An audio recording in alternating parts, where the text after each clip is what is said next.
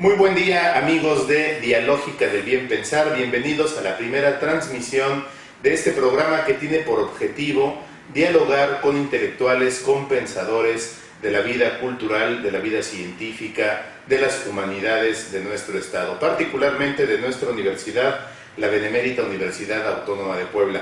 Me da mucho gusto compartir este programa, este espacio para ustedes a través de www.loborradio.mx con el maestro Daniel Alcántara. Maestro, muy buenas tardes. ¿Qué tal? Muy buenas tardes. Un gusto estar aquí contigo y con las personas que tendrán la oportunidad de escucharnos, pues como parte de las actividades que estamos impulsando en el programa de estudios universitarios, que estamos centrados en la problemática de la educación, de la enseñanza de las humanidades. Y bueno, creo que es una muy buena iniciativa tuya, desde luego de la radio universitaria, de tener este programa al que hemos denominado Dialógica del Bien Pensar. Cuando nosotros nos referimos a la palabra dialógica, a mí me viene a la mente su raíz, que sería la palabra diálogo o dialogar, que muchas veces utilizamos de manera indistinta como si fuera platicar o conversar. Sin embargo, cuando nosotros analizamos la etimología de la palabra diálogo, nos encontramos con dos palabras, di y logos. Di hace alusión a acudir a, es decir, ir a. Y logos, por supuesto, a la razón, a la discusión, al discurso. Entonces, dialogar podemos entenderlo como ir al discurso.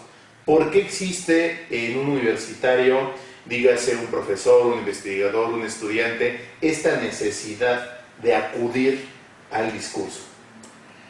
Bueno, tendríamos que recordar que de hecho el lenguaje es la forma de comunicación humana más natural. Es a través del lenguaje que las personas, la sociedad en su conjunto, han venido evolucionando para construir la cultura. Claro, la cultura se construye a partir del lenguaje. Yo en realidad creo que todas las ciencias, en este proceso por ir encontrando la verdad relativa de los objetos de estudio en los que se enfocan, vienen construyendo discursos para poder interpretar y explicar los fenómenos objetos de análisis. Sin embargo, en lo personal me gusta más la idea de la conversación, porque también en el diálogo cotidiano hacemos un discurso.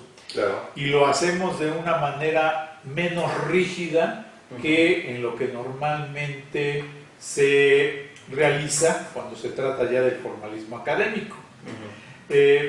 No discuto la riqueza de la construcción oral y escrita que tiene una argumentación para la consecución de un fin. Finalmente esa es la construcción del discurso.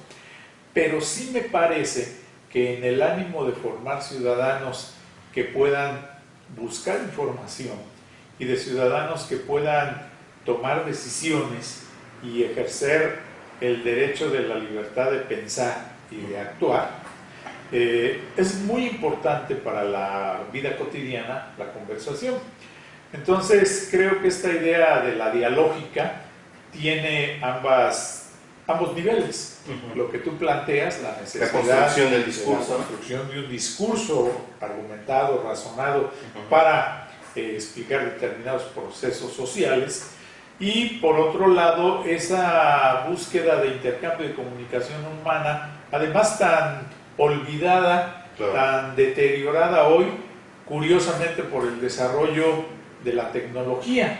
Y no estoy hablando en contra del desarrollo tecnológico, creo que es producto, digamos, del desarrollo de las fuerzas productivas que ha generado hoy pues el uso del Facebook, el Twitter y todos los medios de comunicación masivos. Pero más bien es el reemplazo, ¿no? Es decir, el reemplazar la comunicación persona a persona a hacerlo a través de un monitor. Sí, el problema de hacerlo a través de un monitor es que se va simplificando el lenguaje. Es decir, dicen, bueno, tenemos los mensajes, ¿no?, de texto, y uno los revisa, los mensajes de texto, el famoso WhatsApp, y como la máquina pretende adivinar lo que uno dice, entonces luego supongo que a todos nos ha pasado que de repente aparecen unas palabras que no queríamos poner, que no son, entonces el que recibe dice, ¿qué me quiere decir? Y lo otro, la limitación que establece alguno de estos mecanismos de no más de 140 caracteres, ¿no? Claro. Entonces no puedes construir un discurso argumental. Si ahorita me hubieras preguntado eso que estábamos iniciando y te lo tengo que contestar en un Twitter, pues ya hubiera sumamente limitada, no hubiéramos podido desarrollar la argumentación que estamos tratando de formular.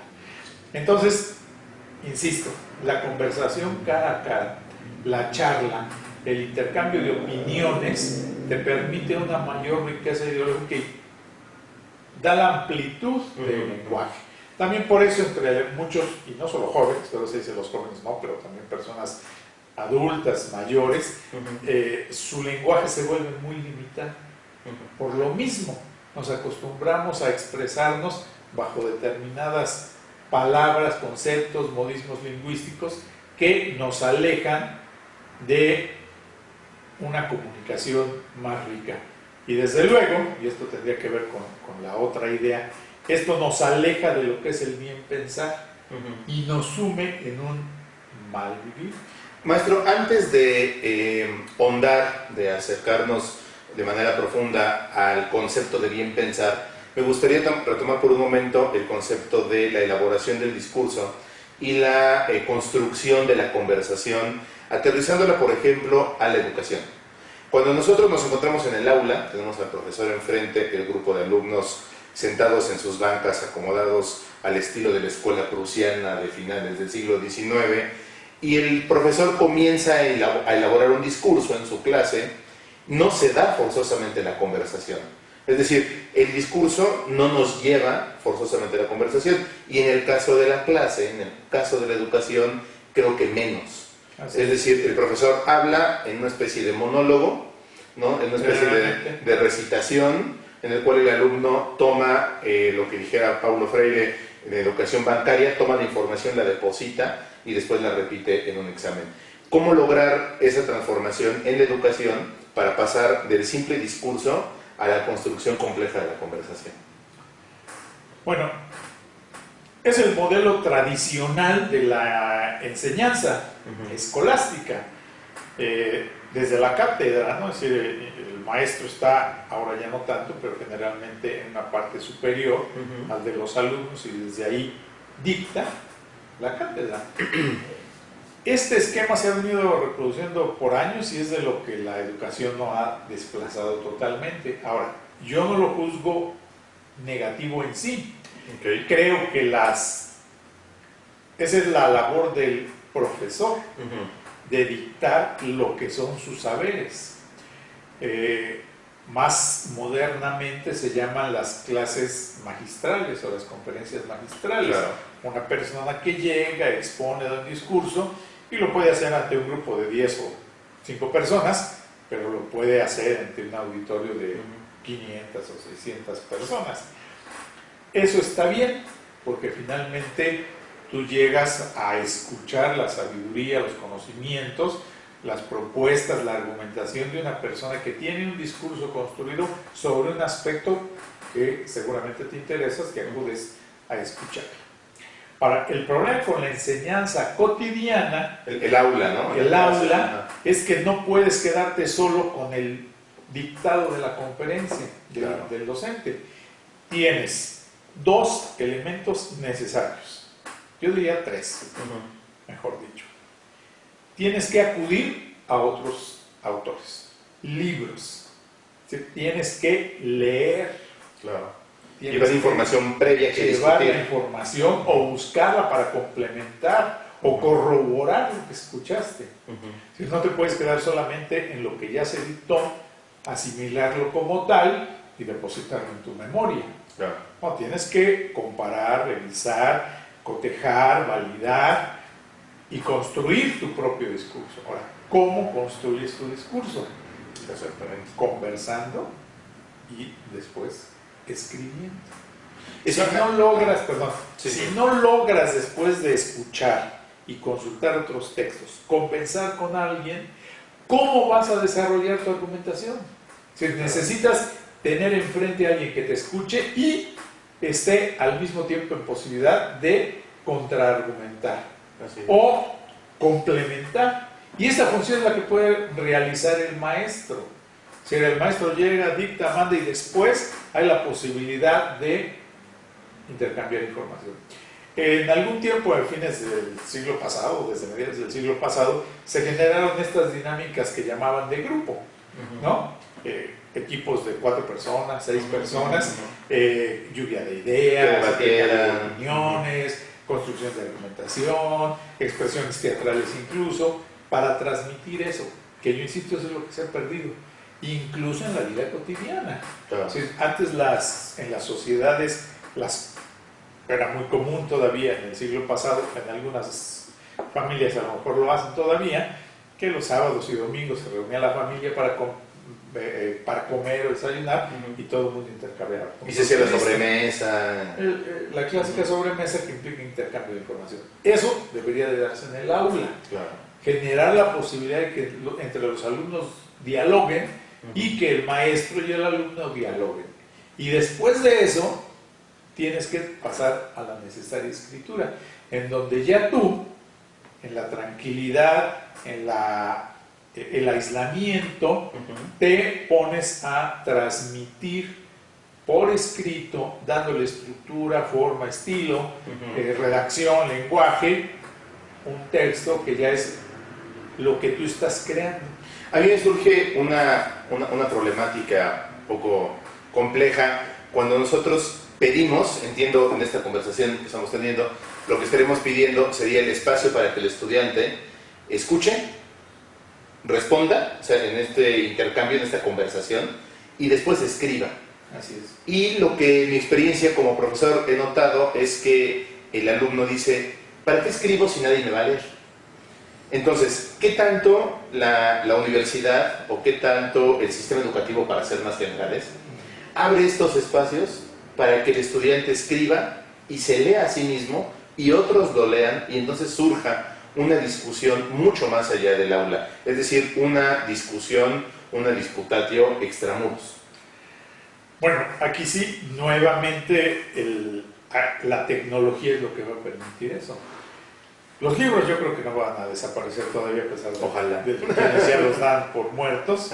Es una forma de comunicación que tiene todavía mucha riqueza, pero también ahora los medios estos de las redes sociales, los medios de comunicación, te pueden permitir eso. Si tú escribes un texto, lo subes y ahí lo mandas. Si no necesariamente lo tienes que mandar como un documento de 20 palabras, ¿no?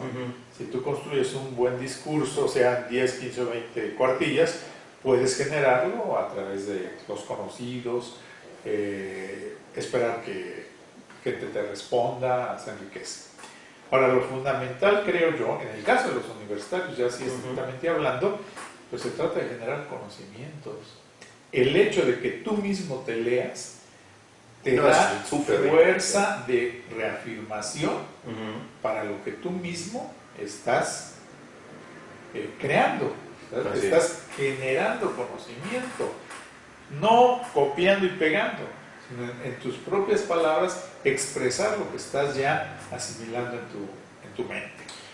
Generar pensamiento. Ahora, también como método de trabajo es importante. Si tú llegas, me traes un texto, lo leo y te empiezo a decir lo que me parece y lo que no, también ahí tú vas a enriquecer. Es darle coherencia, no es lo mismo, incluso que ahorita estemos hablando, a que pudiéramos plasmar por escrito las ideas que estamos tratando de expresar, porque estas ya se permiten para que quien lo lea con mayor rigurosidad señale carencias, errores, referencias incompletas o incluso a lo mejor erróneas, porque luego la memoria te falla, ¿no? La escritura te permite, igual a través de los medios masivos, entras ahora a internet, consultas, este dato es así, ¿no? Claro. Que luego la educación memorística es importante, sí, pero a veces las fechas y datos que memorizaste. Sí, una cosa es la información que se requiere y otra cosa es la capacidad de discutirlo. Claro, exactamente. Creo yo que hasta este momento hemos analizado la necesidad de dialogar, el pasar del discurso a la conversación como una forma compleja de discurso, Así es. en la reelaboración del discurso a través de la discusión y en la necesidad de poner por escrito o dejar evidencia de este pensamiento que surge en la discusión. Vamos a hacer una breve pausa y continuamos platicando porque es importante ahora aterrizar el concepto de la dialógica ahora en el bien pensar. ¿Qué es el bien pensar? Y si hay un bien pensar, ¿podemos considerar que hay un mal pensar? Eso lo podemos discutir en un momento. Claro. Un corte y continuamos.